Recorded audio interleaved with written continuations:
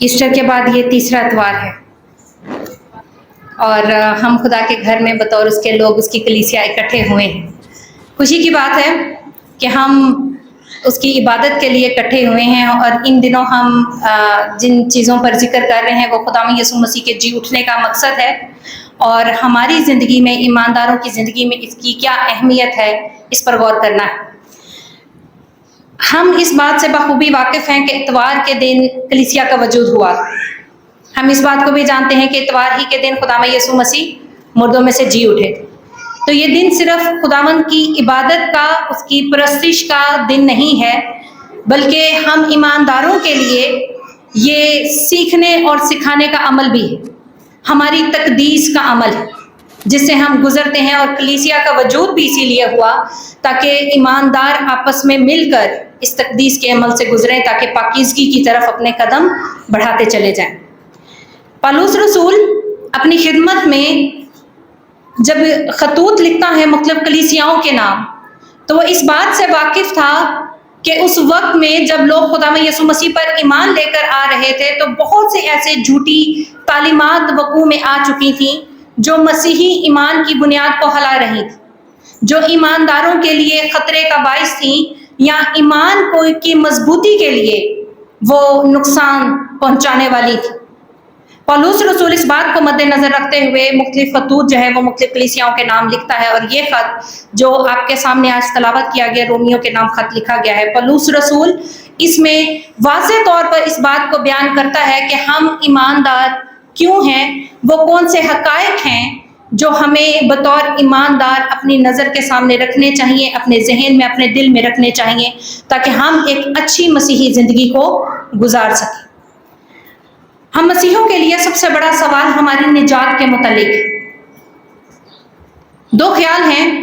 ایک خیال یہ ہے کہ شریعت پر عمل کرنے سے ہم نجات حاصل کرتے ہیں، اور دوسرا خیال ہے کہ خداوند یسوع مسیح پر ایمان لانے سے ہم نجات حاصل کرتے ہیں۔ آپ کے خیال میں کون سا خیال درست ہے؟ خداوند یسوع مسیح پر ایمان لانے سے ہم نجات حاصل کرتے ہیں، لیکن بات یہاں پر ختم نہیں ہوتی، کیونکہ یہ آدھی بات ہے جس پر ہم غور کرتے ہیں، اور وہ آدھی بات یہ ہے کہ ہم نے اقرار کیا کہ خداوند یسوع مسیح ہمارا خداوند ہے اور ہمیں نجات مل گئی، لیکن ہم اس بات کی تکمیل تک نہیں جاتے، اس کے دوسرے حصے پر غور نہیں کرتے، جو یہ ہے کہ جو کچھ خدا کے کلام میں لکھا ہے اس پر عمل کیا جائے۔ اب پالوس رسول اس بات کو واضح کرتا ہے کہ وہ لوگ جو صرف شریعت پر قناعت کرتے ہیں یا تکیہ کرتے ہیں، یا یہ سوچتے ہیں کہ شریعت پر عمل کرنے سے انہیں نجات ملتی ہے، وہ کس حد تک درست ہے۔ پالوس رسول کے مطابق خداوند یسوع مسیح پر ایمان لانا اور شریعت پر دھیان دینا، یہ دونوں باتیں الگ نہیں ہیں، یہ دونوں باتیں ایک ہی ہیں، ایک دوسرے پر انحصار کرتی ہیں اور ایک ساتھ چلتی ہیں۔ لیکن اگر صرف شریعت کی بات کی جائے تو پالوس رسول بڑے واضح طور پر اپنے بیان میں کہتا ہے، وہ کہتا ہے شریعت کے اعمال سے کوئی بشر اس کے حضور راست باز نہیں ٹھہرے گا، اور وہ اس کی وجہ بتاتا ہے کیوں؟ کیونکہ شریعت کے وسیلے سے گناہ کی پہچان ہی ہوتی ہے۔ اب شریعت کیا ہے؟ شریعت خدا کی طرف سے دیے گئے قانون ہیں، اس کے احکامات، اس کے حکم ہیں، اس کے آئین ہیں جو اس نے ہمیں دیے ہیں تاکہ ہم ان کی پاسداری کریں۔ لیکن یہ وہ شریعت ہے جسے ہم موسیٰ کی شریعت کے نام سے بھی جانتے۔ یہ وہ شریعت ہے جو ہماری جسمانی پاکیزگی کی طرف اشارہ کرتی کہ ہم جسمانی سطح پر اپنے آپ کو کیسے پاک رکھ سکتے، کیسے صاف رکھ سکتے، کیسے خدا کے لائق ٹھہرا سکتے۔ لیکن پالوس رسول کہتا ہے کہ جو شریعت پر دھیان دیتے ہیں وہ اس بات کو دھیان میں رکھیں کہ شریعت گناہ کی پہچان ہی بتاتی ہے۔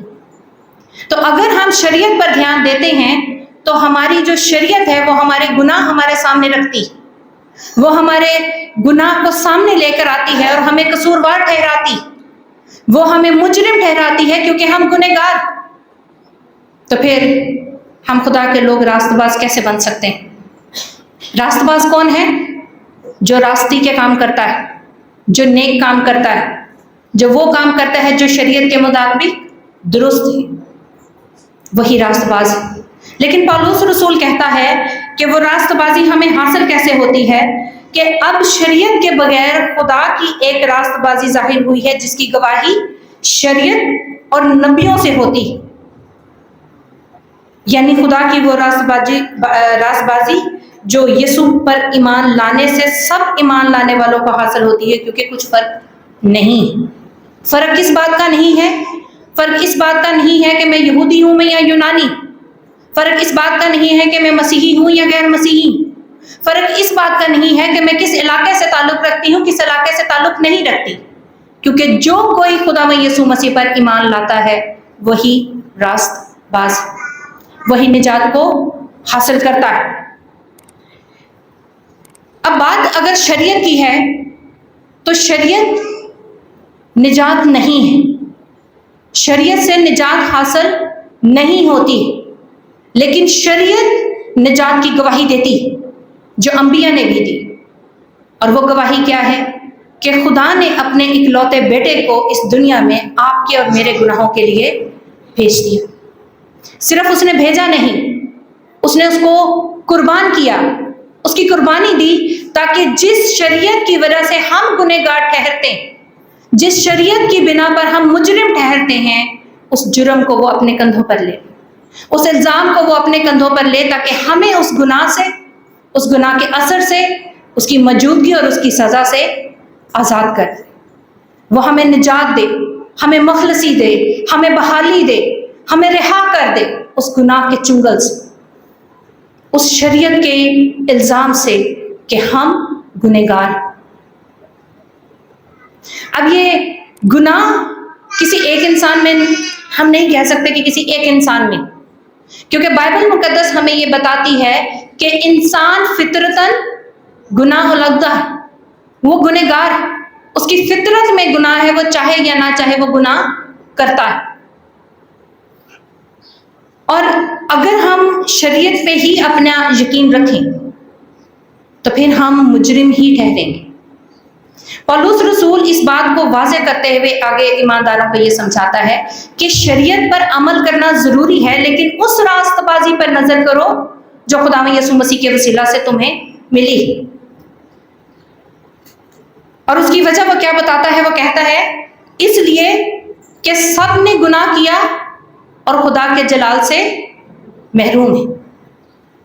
ये गुनाह कब इंसान की जिंदगी में आया? जब खुदा ने इंसान को तख्लीक किया तो सिर्फ एक चीज थी जिसने गुनाह को वजूद दिया, और वो थी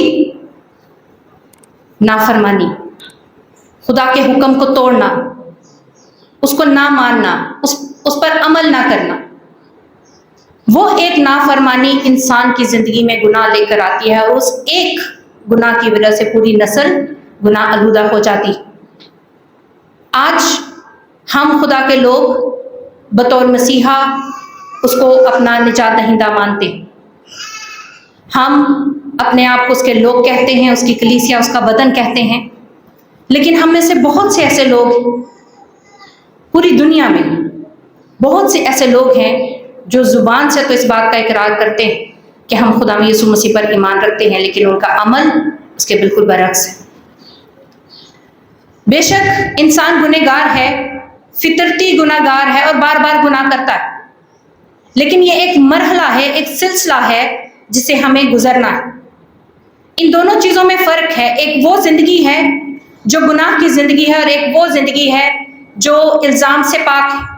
एक वो जिंदगी है जो बुराई से भरी हुई है, और एक वो जिंदगी है जो नेकी की जिंदगी। एक वो है जो हमें इल्जाम देती है कि हम गुनहगार हैं, और एक वो जिंदगी है जो हमें रास्तबाज ठहराती है इसके बावजूद कि हम गुनाह करते हैं। इन दोनों के दरमियान एक ही रास्ता है जो निजात का रास्ता है, और वो निजात का रास्ता किससे होकर गुजरता है? हमारे खुदावंद यीशु मसीह से। अब हम ईमान तो रखते हैं कि वो खुदा का बेटा है, लेकिन ऐसी कौन सी चीज है जिसकी हमें जरूरत है कि हम उस ईमान में कायम भी रह सकें? और वो ये है कि हम सिर्फ उसे खुदा का बेटा ना माने, बल्कि अपना खुदावन, अपना खुदा माने। यूहन्ना की इंजील उसके 20वें बाब उसकी 28वीं आयत में लिखा है कि तुमा ने उससे कहा कि ए मेरे खुदावन, ए मेरे खुदा। खुदावन का मतलब है कि हम उसकी हाकमियत का इकरार करते, हम उसका यकीन करते हैं कि वो हमारा मालिक, हम उससे ताल्लुक रखते हैं, हमारा वजूद उसके बगैर कुछ भी नहीं। लेकिन अगर हम उसको अपना खुदावन होने का खुदावन नहीं मानते, खुदावन होने का इकरार नहीं करते, तो हमारी निजात मुकम्मल नहीं।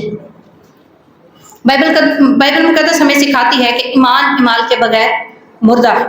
अब हमने ईमान तो रखा, लेकिन अगर हम ईमान नहीं करते और वो ईमान जो खुदा के अहकामात है, उसकी तालीमात है, उस पर अमल नहीं करते हैं, तो हमारा ईमान आहिस्ता आहिस्ता कमज़ोर होता चला जाएगा और फिर ख़त्म हो जाएगा।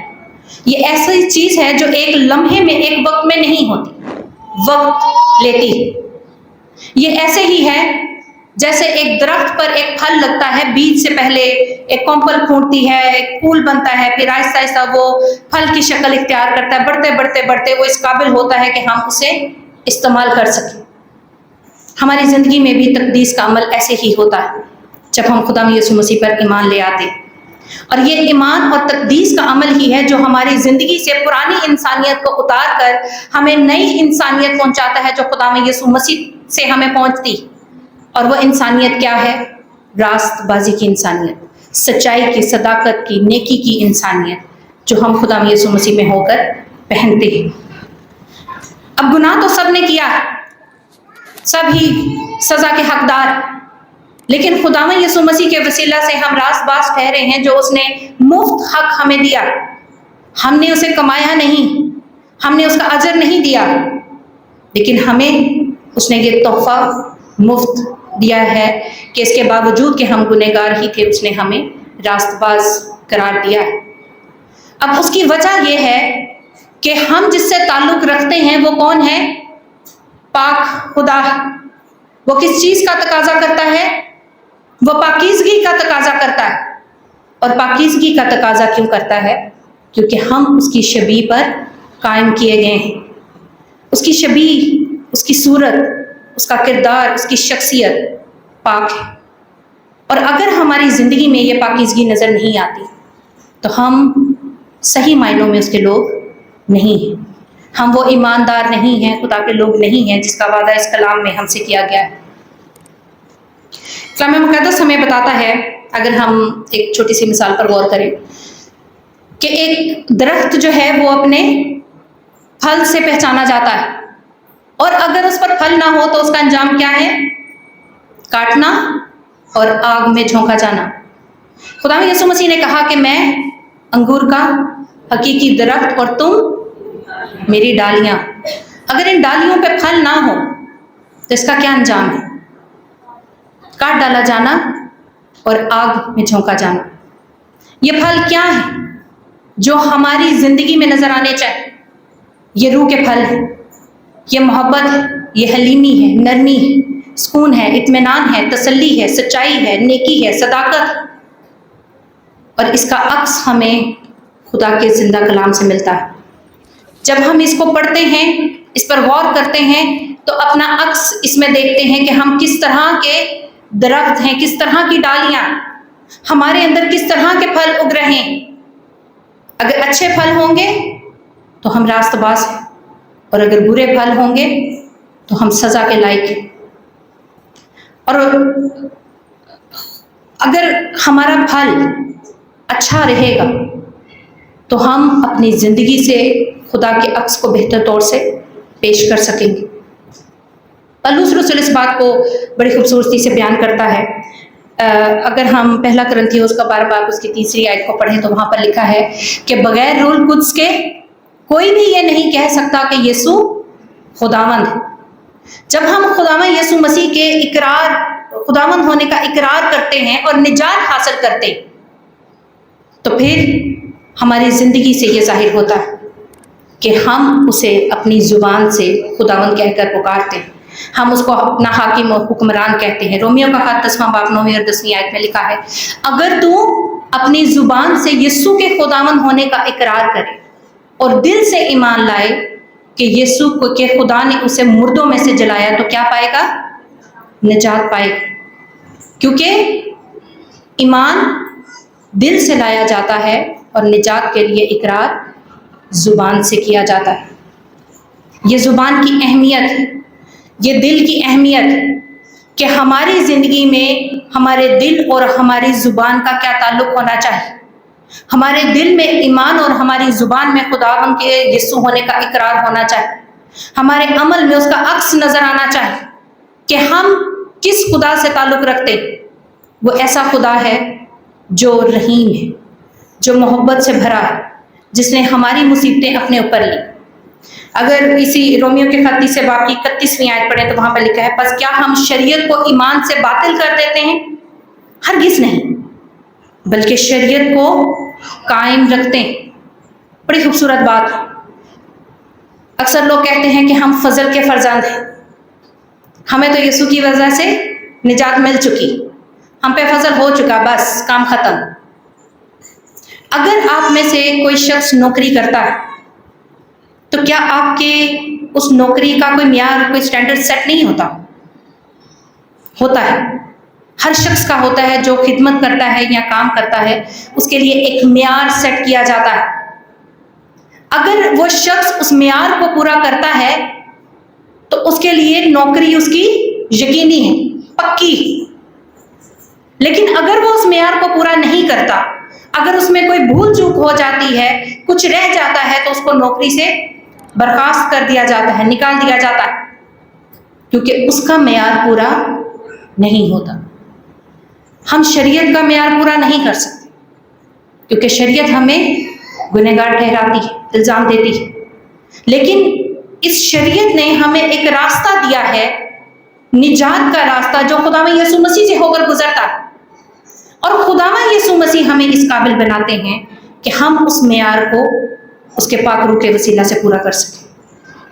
آج اگر آپ اور میں اس معیار کو اپنی نظر کے سامنے نہیں رکھتے کہ خدا کے احکامات کیا ہیں جنہیں ہمیں اپنی زندگی میں پورے کرنے ہیں، اگر ہم اس معیار کو، ان چیزوں کو جو خدا نے ہمارے لیے سیٹ کی ہیں، ان تقاضوں کو اپنی نظر سے پیچھے پھینک دیتے ہیں، تو پھر ہم جھوٹی نجات کی زندگی گزارتے ہیں. ہم جھوٹے گواہ ہیں اس کے، ہم جھوٹے ایمان کی زندگی گزارتے ہیں، کیونکہ یہ اس کا تقاضا ہے. جب خدا ہمیں حکم دیتا ہے وہ ہم سے وعدہ بھی کرتا ہے، اور جب وہ وعدہ کرتا ہے تو وہ ہمیں ہدایت بھی دیتا ہے، شرط رکھتا ہے. اس کا وعدہ ہے کہ وہ ہمیشہ تک ہمارے ساتھ رہے، لیکن اس کی شرط کیا ہے؟ اگر تم میری تعلیمات پر عمل کرتے ہو. آج اگر ہم اس بات پر غور کریں تو ہم خدا کے کلام کی روشنی میں اپنی زندگی کو پرکھ سکتے ہیں کہ ہماری زندگی ایک پھلدار زندگی ہونے کی حیثیت سے کس معیار پر ہے. کیا ابھی ہم کومپل ہی ہیں، کبھی ہم، یا پھر ہم ایک کچا پھل ہیں، یا ہم ایک ایسا پھل بن کر تیار ہو چکے ہیں جس میں خدا ہمیں استعمال کر سکے؟ اگر نہیں تو پھر ہم نامی مسیحی کی زندگی گزار رہے ہیں، کیونکہ ہماری زندگی میں مسیح کا عکس نہیں، ہماری زندگی میں وہ پھل نہیں ہیں جو خدا ہم سے تقاضا کرتا ہے. اس تقاضے کو پورا کرنے کے لیے ہمیں مسیح کی محبت کا ہونا بہت ضروری ہے. ہمارے اندر ایک دوسرے کے لیے برداشت ہونا بہت ضروری ہے، ہمارے اندر صبر ہونا بہت ضروری ہے، ہمارے اندر خدا کی امید ہونا ضروری ہے، ہمارے اندر ایمان کا ہونا ضروری ہے، ہمارے اندر اس بات کی پاسداری کرنے کی ذمہ داری ہونا ضروری ہے کہ ہم خدا کے کلام پر عمل کرنے کے وسیلے سے اپنی نجات اور اپنے ایمان کو قائم رکھ سکتے ہیں. اور اگر ایسا نہیں ہے تو پھر ہم خدا کے راستہ باز لوگ کہلانے کے حقدار نہیں ہیں. خدا ہمیں اس لائق بنائے کہ ہم اپنے کردار، اپنے چال چلن، اپنے قول و فعل اور خیالوں میں، ہر چیز میں، ہر لمحے میں، ہر وقت میں خداوند یسوع کے خداوند ہونے کا اقرار کریں اور اپنی زندگی سے اس کا عکس پیش کریں، تاکہ لوگ دیکھ کر یہ کہیں کہ ہم زندہ خدا سے تعلق رکھتے ہیں. بے شک میں اکثر کہتی ہوں کہ ہمیں لوگوں کی پرواہ نہیں کرنی چاہیے کہ لوگ ہمارے بارے میں کیا کہتے ہیں، کیونکہ لوگ ہماری برائیاں آگے لے کر آتے ہیں. فلاں نے یہ کیا، ایسے کیا، ویسے کیا، اس نے مجھے یہ تکلیف پہنچائی، اس نے میرے ساتھ یہ کیا، وہ کیا، سب کچھ. کوئی آپ کی اچھائی پر نظر نہیں کرتا، لیکن واحد خدا ہے جو آپ کی برائیوں کو پیچھے پھینک کر آپ کی اچھائیوں کو سامنے لے کر آتا ہے. اگر آپ پورے دل سے اس کے پاس جاتے ہیں، پورے دل سے معافی مانگتے ہیں، اقرار کرتے ہیں کہ وہ ہمارا خداوند ہے، ہمارا حاکم ہے، اور اپنے آپ کو اس کی پاسداری میں دے دیتے ہیں، تو پھر خدا آپ کی زندگی کو تبدیل کرتا ہے، اس تقدیس کے عمل سے گزارتا ہے جس میں پاکیزگی سب سے پہلے آتی ہے، جس میں خداوند سب سے پہلے آتا ہے، جس میں آپ کا راست باز ہونا سب سے پہلے آتا ہے، اور وہی ہے جو راست بازی کے پھل آپ کی زندگی میں پیدا کرتے ہیں. خداوند کا کلام میرے اور آپ کے لیے باعث برکت ہے. Thanks for watching. To watch more, subscribe, like and comment. Don't forget to Guardians of Faith PCP Gacker. Follow now.